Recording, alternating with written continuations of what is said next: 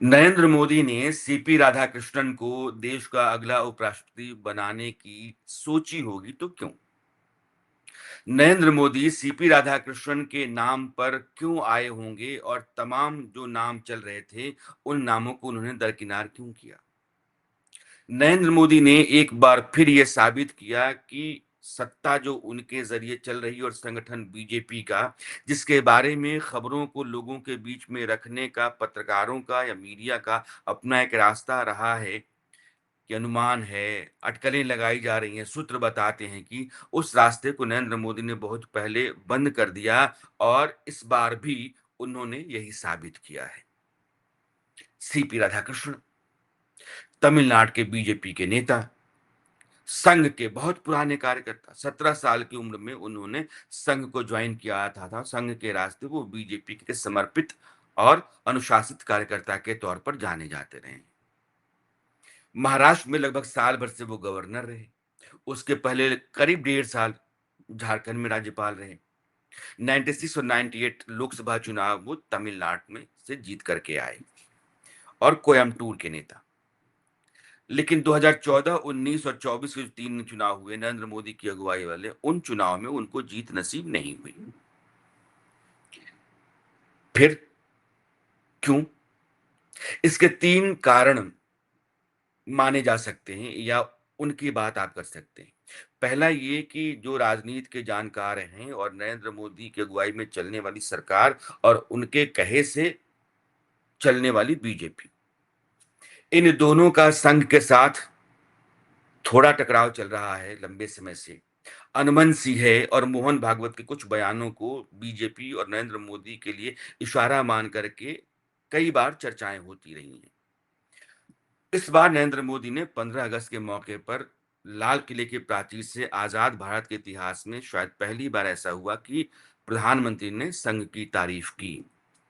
नरेंद्र मोदी ने संघ की तारीफ करके उन अटकलों को या उन चर्चाओं को कहीं न कहीं मजबूत किया जो संघ और बीजेपी के बीच में या संघ और नरेंद्र मोदी की अगुवाई सरकार के बीच में टकराव की बुनियाद पर चलती रही कि टकराव है, कुछ है जो गड़बड़ है। तो एक तो संघ की तारीफ नरेंद्र मोदी ने लाल किले से की और दूसरा कि संघ से निकला हुआ व्यक्ति जो संघ अनुशासित है, उस व्यक्ति को उपराष्ट्रपति के पद पर बिठा करके संघ की उस बात पर मुहर लगाना कि गैर संघ से आया हुआ व्यक्ति राजनीति के लिए भी जो संघ के द्वारा चलने वाली राजनीति होती है, योग्य नहीं है। और जगदीप धनखड़ उसका ताजा उदाहरण थे। जगदीप धनखड़ को उपराष्ट्रपति बनाने के बाद बीजेपी ने माना कि अनुशासित व्यक्ति जो संघ का होता है, अगर वो संवैधानिक पदों पर नहीं है, तो टकराव की स्थितियां बनेंगी और इस तरह का संकट खड़ा हो सकता है। तो संघ के कहे के मुताबिक या संघ के मन के माफिक एक व्यक्ति को लाकर के आप उपराष्ट्रपति पद पर बिठाइए। एक कारण ये। दूसरा कारण यह भी है कि तमिलनाडु जहां की बीजेपी ने तमाम कोशिशों के बाद भी वह हासिल नहीं किया जो चुनाव की राजनीति में वो हासिल करना चाहती रही है। और तब जब नरेंद्र मोदी ने 2024 का लोकसभा चुनाव, उसकी शुरुआत अगर आपको याद हो तो जनवरी 2024 में तिरुचिरापल्ली से प्रचार अभियान की शुरुआत की। उसके बाद भी एक सीट नसीब नहीं हुई। दूसरा कारण। और तीसरा कारण ये है कि एनडीए के लिए एक संकट खड़ा करना, लामबंद होने का, एकजुट होने का। एनडीए एक साथ आकर के राधाकृष्णन के विरोध में खड़ा हो, ऐसी स्थिति ना बने, इसके लिए भी राधाकृष्णन एक मजबूत हथियार साबित हो सकते हैं। एक अच्छा प्यादा, क्योंकि डीएमके जो बहुत मजबूत पार्टी है, उसके 32 सांसद हैं, उसके राज्यसभा सांसद हैं और संसद के भीतर के सदस्यों को उपराष्ट्रपति के लिए वोट देना होता है, आप जानते हैं। राष्ट्रपति पद के लिए विधायकों की हिस्सेदारी बनती है, लेकिन उपराष्ट्रपति पद के लिए सांसदों के जरिए वोट होता है। तो डीएमके एनडीए के द्वारा खड़ा किए गए उम्मीदवार के साथ खड़ा हो, क्योंकि वो तमिलनाडु के हैं और तमिलनाडु के व्यक्ति को उपराष्ट्रपति बनाया जाए, इसके विरोध में डीएमके रहा चुनाव में जो आने वाले साल में होने जा रहा है विधानसभा तमिलनाडु में, काम कर जाएगा बीजेपी के लिए और डीएमके के लिए धर्म संकट खड़ा हो जाएगा और हो गया है, इसमें कोई दो राय नहीं। ये 3 बातें हैं। अब इनको जरा विस्तार से देखते हैं। अगर उपराष्ट्रपति पद और तमिलनाडु से आने वाले नेताओं को देखें तो यह तीसरा ऐसा मौका है जब तमिलनाडु से उपराष्ट्रपति के पद पर कोई व्यक्ति बैठेगा। डॉक्टर राधाकृष्णन राष्ट्रपति होने से पहले जब तक राजेंद्र बाबू राष्ट्रपति थे तब तक वो उपराष्ट्रपति रहे और 1962 में वो राष्ट्रपति बने। उसके पहले वेंकट रमन उपराष्ट्रपति 4 साल रहे, उसके बाद वो राष्ट्रपति बने। और अब सीपी राधाकृष्णन तो तमिलनाडु से तीसरे नेता हैं जो उपराष्ट्रपति पद पर बैठेंगे और दूसरे ऐसे नेता हैं जो एक नाम राष्ट्र के उसी राज्य से हैं, डॉक्टर सर्वपल्ली राधाकृष्णन और अब सीपी राधाकृष्णन। तो नाम राष्ट्र भी एक उसी और राज्य भी एक। तमिलनाडु के चुनाव में आप देखिए तो 2023 में एआईएडीएमके बीजेपी से अलग हुआ, एनडीए से बाहर गया। 2024 के लोकसभा चुनाव हुए और 2024 के लोकसभा चुनाव में बीजेपी ने छोटे दल जो वहां के हैं पीएमके या टीएमसी उनको साथ मिलाकर के चुनाव में उतरा या बीजेपी उतरी और उसने भले एक सीट नहीं जीती लेकिन परफॉर्मेंस अच्छा कहा जाएगा क्योंकि वोट परसेंटेज बीजेपी का 11% रहा और 5 सीटें ऐसी रही हैं जिन सीटों पर लोकसभा की सीटें 39 सीटें तमिलनाडु की हैं बीजेपी का उम्मीदवार नंबर 2 पर था। तो बीजेपी के लिए संभावना वहां दिखती है क्योंकि 2016 और 2021 के जो विधानसभा चुनाव थे उन चुनाव में बीजेपी को 2.5 से 3% के बीच ही वोट मिले। इस बार उसको लगता है कि डीएमके के साथ नहीं, एआईडीएम के साथ नहीं, वो 2-3 छोटे दलों के साथ मिल करके अगर 11% वोट लेकर के आ सकती है तो जाहिर है कि अगर चुनाव की रणनीति और प्रबंधन वो मजबूत करे तो इस बार तमिलनाडु का दरवाजा उसके लिए खुल सकता है। और इसी रणनीति के तहत एआईएडीएम के साथ बीजेपी ने इस बार अप्रैल में जब अमित शाह तमिलनाडु के दौरे पर गए तो गठबंधन किया, यानी कि फिर से एआईएडीएम को एनडीए के फोल्ड में ले आई है बीजेपी। तो अब एआईएडीएम के बीजेपी, टीएमसी, पीएमके और बाकी जो दल हैं ये एक मोर्चा होगा और इस मोर्चे में आप देखिए कि बीजेपी ने अपना अध्यक्ष बदला और नयनार नागेंद्रन एआईएडीएमके से आए हुए हैं। तो वह दल जो गठबंधन से बाहर गया था उस दल के नेता को अध्यक्ष बनाया गया 2017 में। नयनार नागेंद्रन एआईएडीएमके से बीजेपी में आए और उनके संबंध एआईएडीएम के नेताओं के साथ बेहतर हैं। तो अब अध्यक्ष बनाना, एआईएडीएमके को लेकर के आना, लोकसभा चुनाव में 11% वोट हासिल करना और एक संभावना तमिलनाडु में बनती है क्योंकि 2024 के लोकसभा चुनाव में नरेंद्र मोदी ने, आपको याद होगा तो, जनवरी से अपने प्रचार अभियान की शुरुआत की तिरुचिरापल्ली से, तमिलनाडु से, और तमिलनाडु में उन्होंने यात्रा भी की क्योंकि अयोध्या में राम मंदिर निर्माण से पहले तो उनकी जो यात्रा रही तमिलनाडु की और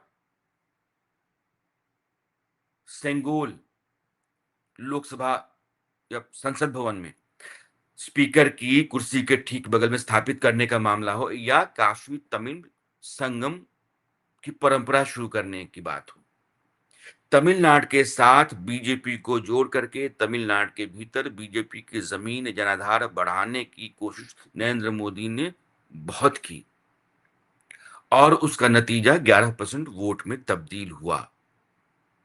अब वहां की सत्ता चाहिए और सत्ता के लिए बीजेपी ने वहां मुद्दे तो उछाल दिए थे, उसको अब सही तरीके से प्रबंधन की जरूरत है और रणनीति की जरूरत है। तो उसी रणनीति के तहत सीपी राधाकृष्णन को नरेंद्र मोदी ने उपराष्ट्रपति बनाने का फैसला किया और उसी रणनीति के तहत एआईएडीएमके को साथ लाने का फैसला हुआ और उसी रणनीति के तहत तमिलनाडु में डीएमके क्या करे उसके सामने एक धर्म संकट खड़ा किया जा सके, सीपी राधाकृष्णन का नाम तय किया गया।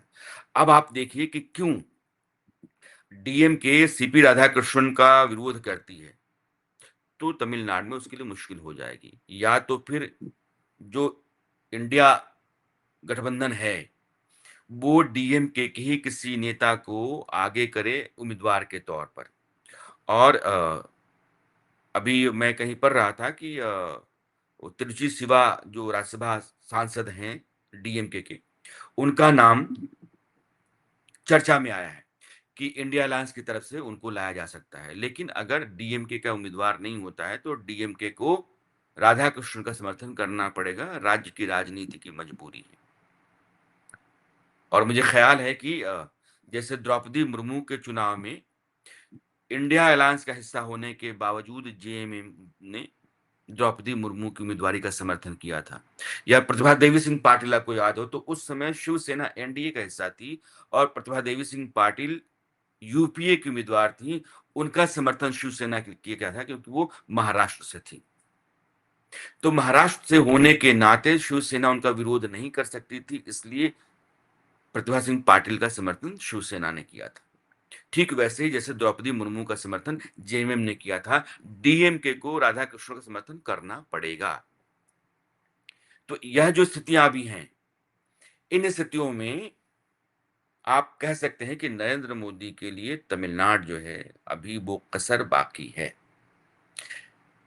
पिछली बार लोकसभा चुनाव में पूरी ताकत लगाने के बाद, तमिलनाडु के सारे इलाकों को खंगालने के बाद, तमिलनाडु के लिए हर मुमकिन कोशिश करने के बाद, नरेंद्र मोदी को अपेक्षित नतीजा नहीं मिला। लेकिन उनको इस पर भरोसा है कि तमिलनाडु बीजेपी के लिए दरवाजा खोलेगा। वहां बीजेपी की अगुवाई वाली एनडीए की सरकार बन सकती है। और अगर ऐसा हो जाता है तो दक्षिण भारत में बीजेपी वो करेगी जो आज तक वो कर नहीं पाई। कर्नाटक से आगे कहा जाता है कि बीजेपी का रास्ता खुलता ही नहीं है, बनता ही नहीं है। लेकिन नरेंद्र मोदी चाहते हैं कि वो अपनी अगुवाई में वो सब कुछ कर जाएं जो बीजेपी के लिए संभव रहा है। और यह बहुत हुआ। पूर्वोत्तर के तमाम राज्यों में एनडीए की सरकारें हो जाएं, ये संभव ही नहीं था, सोच से परे था।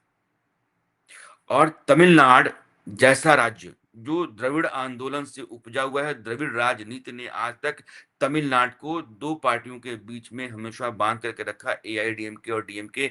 वो लगभग 50 साल से 5 दशक से अधिक समय से इन्हीं दो दलों के बीच में वहां की राजनीति झूलती रही है। अगर उस राजनीति की परंपरा को तोड़ करके एक नई बड़ी पार्टी गढ़नी है और गढ़ दी जाती है नरेंद्र मोदी की अगुवाई में, तो वो इतिहास में अपने आप में एक बड़ा रिकॉर्ड होगा।